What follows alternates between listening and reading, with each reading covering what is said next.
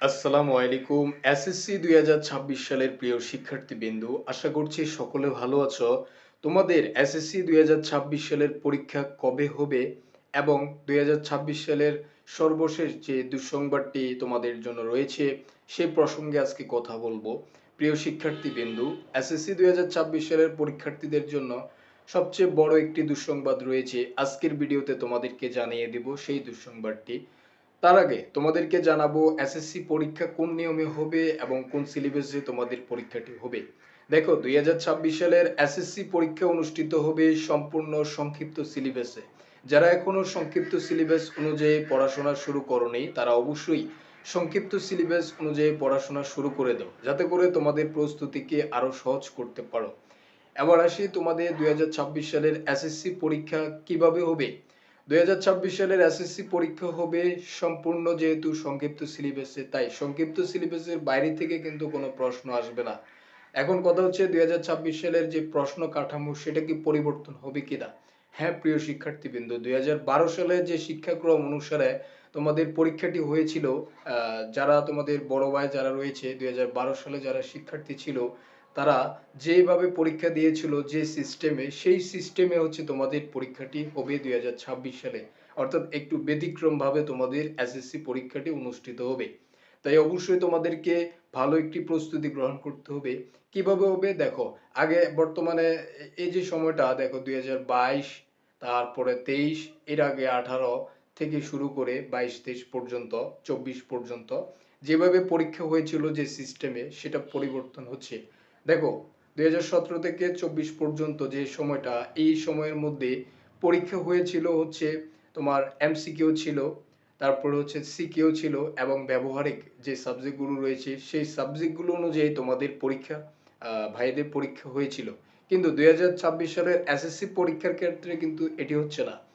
এবারে সংক্ষিপ্ত প্রশ্ন অ্যাড করা হয়েছে। সংক্ষিপ্ত প্রশ্ন হচ্ছে ১০ থেকে ২০ নাম্বার এবং হচ্ছে এমসিকিউ থাকবে, তারপর হচ্ছে তোমার হচ্ছে সিকিউ থাকবে। এই কয়েকটি মাধ্যম এবং তোমাদের যে সাবজেক্টগুলোতে প্র্যাকটিক্যাল রয়েছে সেগুলোও থাকবে। প্লাস ওভারঅল তোমাদের সবগুলো মিলিয়ে ১০০ মার্কের পরীক্ষা অনুষ্ঠিত হবে। আশা করছি বুঝতে পেরেছো। সো আমরা কিন্তু সর্বশেষ সকল আপডেট সবার আগে আমরা দিয়ে থাকি, তাই আমাদের সাথে যুক্ত থাকো, তাহলে তুমি সকল আপডেট সবার আগে পেয়ে যাবে। এখন আমরা তোমাদেরকে জানাবো এসএসসি ২০২৬ সালের পরীক্ষার সর্বশেষ যে দুঃসংবাদটি সেই সম্পর্কে। তার আগে একটি ইনফরমেশন বাকি রয়েছে, সেটা হচ্ছে এসএসসি ২০২৬ সালের পরীক্ষাটি কবে হবে। দেখো প্রিয় শিক্ষার্থীবৃন্দু, এসএসসি ২০২৬ সালের পরীক্ষা কিন্তু মূলত ফেব্রুয়ারি মাসে হয়ে থাকে, কিন্তু এই সময়ে যদি তোমাদের ক্যালেন্ডারটি একটু দেখে নেবে, এই সময়ে যদি তোমাদের রমজান মাস হয় তাহলে কিন্তু পরীক্ষাটি নেওয়া সম্ভব হবে না। কারণ রমজান সময়টাতে হচ্ছে ইবাদতের সময় এবং ক্লান্ত, মানুষ খুবই ক্লান্ত থাকে, তাই এই সময়ে কিন্তু পরীক্ষাটি নেওয়া কোনোভাবেই সম্ভব হবে না। শিক্ষা মন্ত্রণালয় কখনোই চাইবে না এসএসসি পরীক্ষা রমজানের সময় নেওয়ার জন্য, অবশ্যই রমজানের পরবর্তী যে সময়টি সেই সময় নেওয়ার জন্য। কিন্তু দেখো, নির্বাচনের বিষয়টাও কিন্তু এই সময়ের মধ্যে চলে আসে। কারণ নির্বাচন যদি তোমাদের ফেব্রুয়ারি পরবর্তীতে মার্চ এপ্রিলের দিকে হয় তাহলে তোমাদের পরীক্ষাটি আরো পিছিয়ে যাবে। তখন মে অথবা জুনের দিকে তোমাদের এসএসসি পরীক্ষাটি অনুষ্ঠিত হবে। আমি আশা করছি তোমাদেরকে বুঝাতে পেরেছি। সো এবার আসি ২০২৬ সালের এসএসসি পরীক্ষার সর্বশেষ যে দুঃসংবাদটি সেই প্রসঙ্গে।